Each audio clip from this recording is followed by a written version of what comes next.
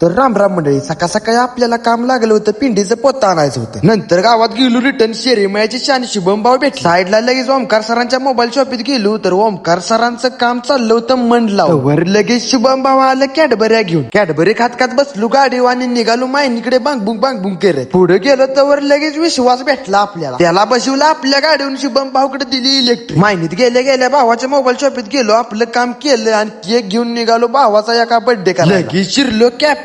भाव खुशच होता, आज बर्थडे आहे म्हणल्या. बर्थडे कुणाचा बी असू द्या, अशा भाव एकच काम करतो, ओनली केक सोडवणे, केक मांडून ठेवणे. भावाचा होता बिझनेस दुधाचा. गाड्याने टाकलं होतं दूधवाला. हा नाद करते काय हॅशटॅग दूधवाला. ह्या दोघांनी तर कुठे बी न्या, मस्ती केल्याशिवाय गाड्यासनी करमतच नाही. Happy birthday to you, happy birthday to you, happy birthday dear Kunal दूधवाला, happy birthday to you.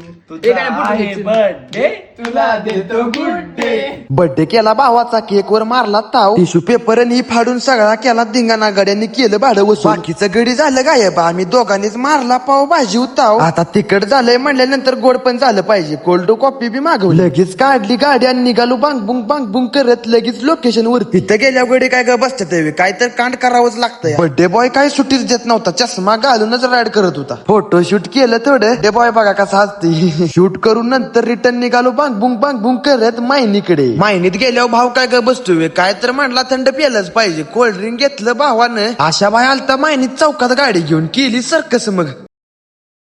Tecnologia, tecnologia,